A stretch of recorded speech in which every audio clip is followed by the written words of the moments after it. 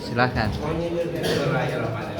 Izinkan saya untuk menjelaskan beberapa hal mengenai tidurnya Diizinkan yang sangat dapat bermanfaat bagi kehidupan kita. Allah. Diizinkan kita perlu mengetahui dulu apa itu tidur secara bahasa maupun secara benar. Tidur adalah keadaan berhentinya badan atau kesadaran biasanya dengan menjamkan mata untuk melepas lelah. Sedangkan fisiologis itu adalah fisiologi dan biologi. Tidur adalah keadaan yang tidak sadar aktif dikarenakan otak dalam keadaan relatif istirahat dan relatif terhadap stimulus internal. Itu stimulus internal adalah gejala yang ada dalam tubuh. Beberapa hal yang ingin saya bahas tentang tidur ini adalah 4. Pertama, alasan mengatakan ngantuk, proses kita tidur yang menggunakan teori ALM, gejala-gejala yang berhubungan dengan tidur, penyakit atau sindrom, dan terakhir cara tidur yang sehat. Pertama, kita akan cari tahu kenapa kita tidur. Karena kita ngantuk kan. Nah, kita mengantuk karena bersebab yang pertama ngantuk dipengaruhi oleh kerja hormon melatonin.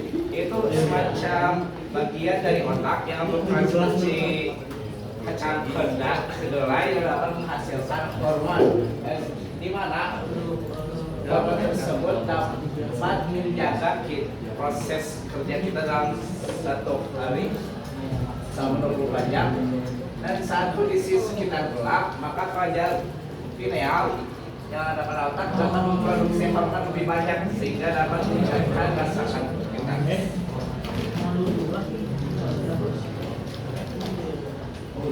Yuk ke tahap-tahap menuju terlepas. Sini ada bakannya atau gambaran dari gelombang radio yang dihasilkan oleh manusia saat tidur.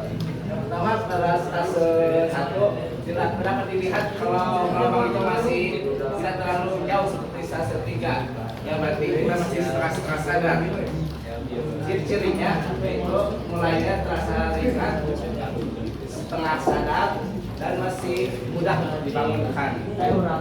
Itu stase 2 itu sudah mulai merongkak atau titik-titik lain sudah semakin jauh dan dikarenakan gelombang otak itu sudah melambat sehingga kita hampir tidak sadar ataupun hampir mau tertidur lelap.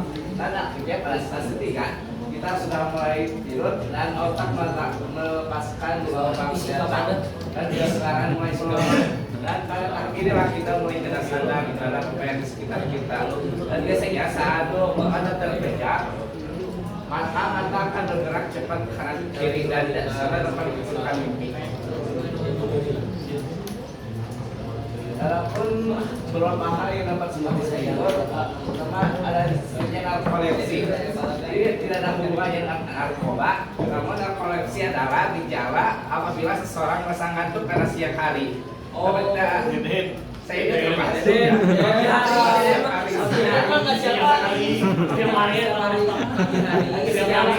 orang yang mengalami narkolepsi ini lebih mudah tertidur dibanding syndrome.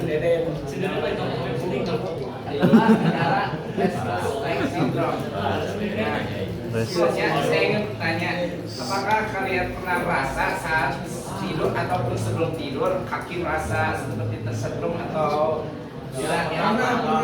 nah, itu bahasa istilahnya adalah restless leg syndrome.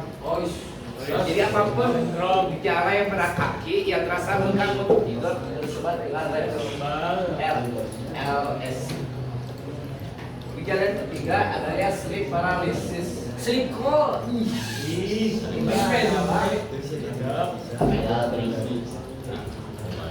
Gejala yang menyebabkan seorang ngigau atau bicara sendiri. Saya tahu kan ada alaminya ketindihan.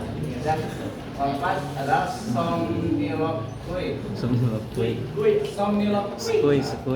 Maaf, insomnia dalam penjelasan Yang somniloquia itu adalah yang tadi yang meninggal, sedangkan yang sleep paralysis itu adalah ketidikan. Sehingga kita tidak bisa bergerak, namun kesadaran otak dan mata kita dapat melihat. Itu dikarenakan otak dan badan tidak terkoneksi dengan baik saat operasi ketiga. Sinyal. Karena sendiri ada nocturnal lagopatalamus diawal apalagi itu jelasin aku kalau nggak salah itu penyakit tidur yang menyebabkan kita sulit. Maaf ya, ini saya lupa lagi. Yang nah, ini seperti yang kadang kita berbicara ini bahkan surat tidur. Tadinya saya bicara nocturnal enuresis. Ada yang tahu ada apa? Nocturnal itu apa misal? Oktober.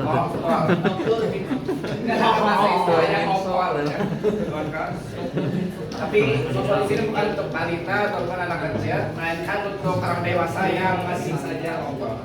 Mimpi basah ya. Beda tuh. Somnambulisme. Nah, seperti somnambul, tapi ini lebih ekstrim lagi. Somnambul hanya sampai meninggal. Kalau somnambulisme itu sampai berdiri ataupun jalan sambil tidur. Oh ini. Walk sleep. Nah itu saya bisa lupa. Kalau susah sholat subuh apa dong? Kurang imannya itu imannya kurang. Ada penyakitnya. Penyakit bawaan Apa? lari. Nah, setelah kita membahas apa saja yang dapat mengganggu tidur, nah di sini saya ingin membahas cara untuk tidur yang baik dan sehat. Yang pertama, sebelum tidur, ada baiknya kita berendam dengan air hangat minimal 90 menit sebelum kita tidur. Kecil panas juga lah itu. Dengan mandi air hangat dapat menurunkan suhu tubuh dengan cepat sehingga tidur dapat ataupun dapat tidur dengan efektif. Yang kedua, hindari menggunakan handphone sebelum tidur. Saya yakin kalau anak sorot pasti gak akan ngomong aja ya. Karena dengan keluar, pasti dekat solusinya tidak dari ukuran handphone sebelum tidur. Dan dikatakan untuk tidur efektif, diusahakan hindari menggunakan handphone dan 30 sampai 90 menit sebelumnya. Yang kedua, tidur yang ideal adalah 7 sampai 11 tahun. Kita untuk usia kita sekitar 16 sampai 19 tahun, yaitu 7 sampai 11 tahun. Tapi waktu ini relatif bagi setiap orang. Ada yang waktunya 1 hari sudah efektif, dan ada juga yang tidur selama 11 jam masih belum efektif. Nah, yang terakhir adalah tidur yang posisi tidur yang baik adalah tidur yang terlentang dengan bantal agak tinggi. Jadi diusahakan bagi kawan-kawan saya yang tidurnya tengkurap untuk diusahakan tidur itu harus terlentang supaya sirkulasi udara masih terjaga. Oh, jadi kalau bantalnya ini kalau kelap gitu lah. Gitu lah. Kalau di bantal tengkurap. Sekian, terima kasih. Pertanyaan? So, banyak. Ya. Arif jangan ini lagi. So, Dan itu dulu deh. Oke, Ayo. jadi Ya. saya kan sebagai atlet futsal ya, ingin bertanya Uki, kan di sini teh kita atlet futsal itu setiap latihan Kalau sama 6 hari sekali ya, gimana sih untuk 6 hari sekali. kepala tidur? 6 hari sekali. 6 hari sekali. Seminggu 6 kali. Gimana sih buat Ya cara cara tidur yang baik lah buat atlet? tidur yang baik. Gimana relatif tidaknya? Tapi kalau bisa usahakan tidur pagi atlet itu diusahakan antara setelah olahraga dengan tidur itu agak jauh jaraknya, kita sejam atau 2 jam. Jadi diusahakan jangan habis olahraga jangan langsung tidur. Kenapa tuh? Apa efeknya lagi kalau habis olahraga langsung tidur efeknya? Efeknya dapat membuat otot kram karena tidak melakukan pendinginan secara bertahap. Kan kalau di rumah harus drop ya. Oke Luki, makasih Luki. Jadi lanjut ya. So, siapa lagi? Siapa? Bila. Ini kan kita sebagai umat muslim yang beragama Islam, ini gimana sih ilmu yang baik menurut Islam? Menurut Islam, Saya setelah di sini ada beberapa sunnah yang kita ketahui. Pertama, sebelum tidur kita diusahakan dalam keadaan minum dulu. Yang kedua, dan di sini terangkan tidur terlentang, tapi Rasulullah Shallallahu Alaihi Wasallam mencontohkan kita tertidur dengan menghadap ke kanan dan tangan ditempelkan ke pipi. Ya. Dan ketiga membaca doa sebelum tidur. Ya baca sudah kita tahu ya, gitu ya. Apa doanya? Dan sudah cukup gitu. sudah cukup. So, siapa lagi? Oke. Banyak. Tinggal oke. Sejauh ini saya belum cari penjelasan seperti itu. Saya hanya pada begini saja. So, Apa lagi? so, siapa? Ini orang nanti kalau tidur teh suka ketindihan, nah gimana cara ngatasinnya biar nggak ketindihan wae? Soalnya nanti mah benar-benar kalau tiap mau tidur teh sok ketindihan. Nah, biasanya dikarenakan otak masih belum siap untuk tidur.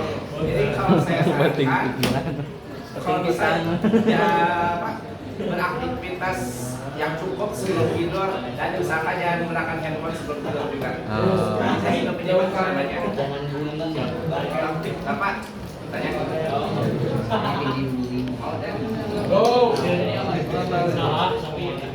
Katanya apa ekspresi muka orang pas lagi tidur bisa apa nyatain mimpi seseorang lagi apa, misalnya kalau orang yang tidurnya sambil apa calangan gini lagi bikin jolok, bener gak? Oke, apakah itu benar tidaknya? Allah alam bisawab. Sebuah teori yaitu menggabungkan beberapa hal menjadi suatu kesimpulan. Itu dapat benar, dapat salah. Jadi menurut saya tanya lagi, apabila saya dia dengan doa, apabila ada dunia sanad, apabila akhirat sanad, kira azab benar. Assalamualaikum warahmatullahi wabarakatuh. Waalaikumsalam.